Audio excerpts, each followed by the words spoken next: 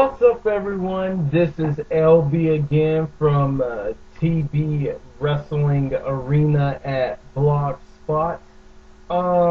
Basically, today's show, it's not a show, it's basically my opinions about the very best SummerSlams of all time. Basically, we are getting there to SummerSlam, August 23rd in Los Angeles, California. And if I'm not mistaken, it will actually be the first SummerSlam in Los Angeles. It'd be the first SummerSlam of Los Angeles. Basically, today, again, I'm going to go over the very best SummerSlams, and in my opinion, there are only 6 top SummerSlams in my view, in my opinion. So here we go. The first SummerSlam that I think was good was 1990.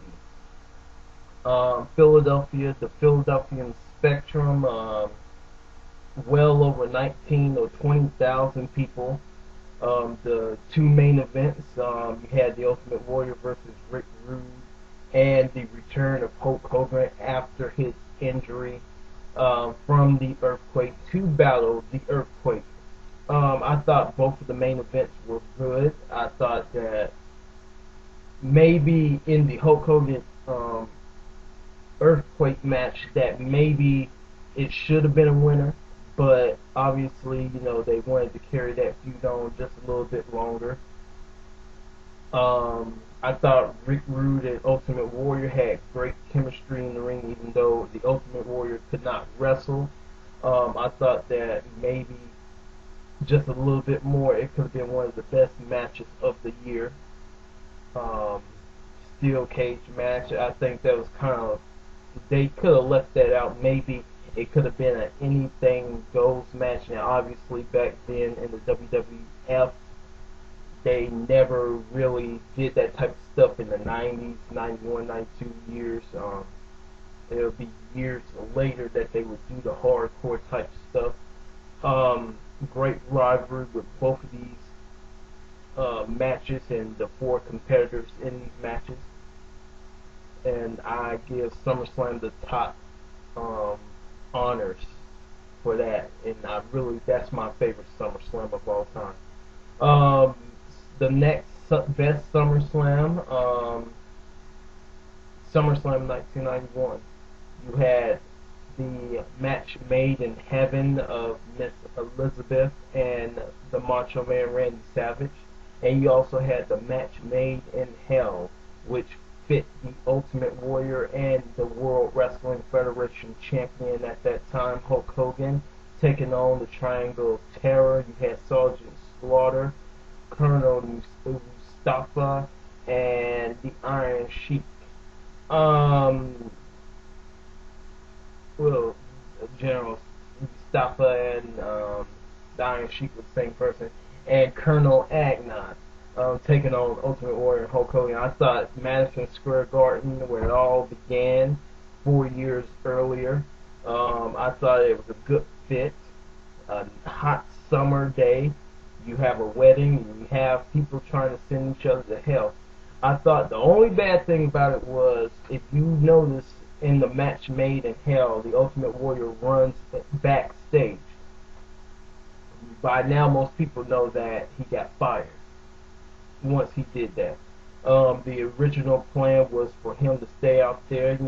Hogan and him were supposed to pose down, do the arms and all that stuff, but obviously they didn't, and basically Ultimate Warrior got fired. Hulk Hogan had to take charge for a little bit, get the win, and that was it. But other than that, and also you had Bret Hart and Mr. Perfect in one of the best, if not the greatest, Intercontinental Championship matches of all time, facing each other. The smaller cards was good. Even the opening bout was good. I thought all the matches had some type of quality. It would have been good having seen the Undertaker. He wouldn't make his first SummerSlam appearance until the next year later. Also, Ric Flair, I think it was a month after SummerSlam, he debuted in the WWE, in WWF. It would have been better had he didn't debut at SummerSlam, just to bring some more excitement to the pay-per-view. But other than that, I think it was a good SummerSlam also. The next SummerSlam on the list is SummerSlam 1992, Wembley Stadium, London, England. 80,000 people. I think it was 82,355 people jam-packing Wembley Stadium.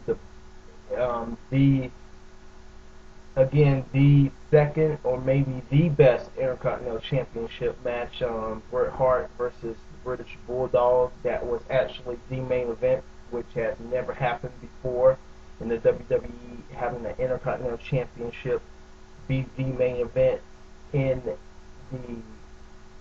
a pay-per-view. Randy Savage and Ultimate Warrior, the great rivalry between them a year earlier, the career-ending match. Some smaller matches, which some was bad, some were good. The Undertaker's match, I thought, could have been a little bit longer. The Nails match, Nails versus Virgil, I thought that was stupid. I didn't understand that match. The Tag Team Championship match, I thought they could have moved that just a little bit later on in the match, in the pay-per-view, instead of having it to be the first match of SummerSlam. But other than that, I think it will go down into history as being one of the great SummerSlams of all time, along with 91 and 1990. The fourth best SummerSlam, in my opinion, is 1997. New Jersey, East Rutherford, New Jersey, Meadowlands Arena. Bret Hart, Undertaker, Shawn Michaels, the special referee for the World Wrestling Federation Championship. I thought that right there, that alone told you something was going to happen between Bret Hart and Shawn Michaels going into the other months and into Survivor Series and possibly forever until we found out Bret Hart was going to go to WCW. Triple H and Mick Foley's Mick Foley's cage match. I thought that was a great match. Stone Cold Steve Austin, Owen Hart's match. It could have been good had it not been for the fact Owen Hart broke Austin's neck. But other than that, it is one of the great SummerSlams that you need to go out and get. The next match, SummerSlam 1998, Madison Square Garden, New York City. 10 SummerSlams down the pike. Stone Cold Steve Austin versus The Undertaker for the World Wrestling Federation Championship. I thought it was a great SummerSlam. For that, the Highway to Hell. These two men over the summer of 1998, the summer that made wrestling great again, in my opinion. Triple H and The Rock, the ladder match, is almost like Shawn Michaels and Razor Ramon's ladder match at WrestleMania 10. Great smaller matches, even the Lions Den match in the Madison Square Garden Theater. I thought that was great.